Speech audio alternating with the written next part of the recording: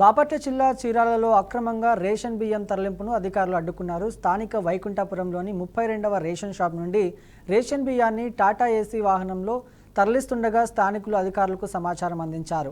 సమాచారం అందుకున్న రెవెన్యూ పోలీసులు అధికారులు అక్కడికి చేరుకొని వాహనంలో సిద్ధంగా ఉన్న 40 బస్తాల రేషన్ బియ్యంతో పాటు వాహనాన్ని చీరాల 1వ పట్టణ పోలీస్ స్టేషన్కు తరలించారు. అనంతరం చౌక దుకాణదారుడు రవీంద్రపై 6A కేసు నమోదు చేసి చట్టపరమైన చర్యలు తీసుకుంటామని ఎన్ఫోర్స్మెంట్ డీటీ గీతా తెలిపారు. బియ్యాన్ని ఎక్కడికి తరలిస్తున్నారు, దీని వెనుక ఎవరు ఉన్నారు అనే అంశంపై దర్యాప్తు చేసిన తగిన చర్యలు తీసుకుంటామని స్పష్టం చేశారు.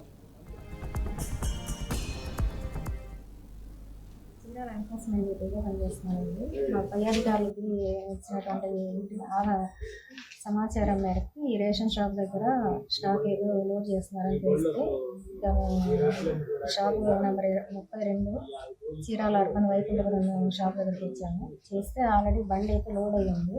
ఆ డీలర్ని విచారణ చేస్తే 40 బస్తాలు 32 నెంబర్ షాప్ దగ్గర నుంచి 22 నెంబర్ షాప్ దగ్గర అన్లోడ్ చేయమన్నారని చెప్తున్నారండి. ఆ వెహికల్ని సీజ్ చేశాము. Vehicle police station hand over చేస్తున్నాను. నేను ఇక్కడ చీరాల ఎన్ఫోర్స్మెంట్ డ్యూటీగా పనిచేస్తున్నానండి. మా పై అధికారులకి తెలంగాణలో బీసీ బిల్లుపై కాంగ్రెస్కు చిత్తశుద్ధి లేదని BJP Rajya Sabha MP doctor Laxman అన్నారు. ఇదే సందేశంలో కొండను తవ్వి ఎలుకను పట్టిన విధంగా రేవంత్ ప్రభుత్వం వ్యవహరిస్తోందని ఎద్దేవా చేశారు. కాళేశ్వరం రుజువులను మాయం చేసేందుకు పీసీ ఘోష్ కమిషన్ వేశారా అని ప్రశ్నించారు.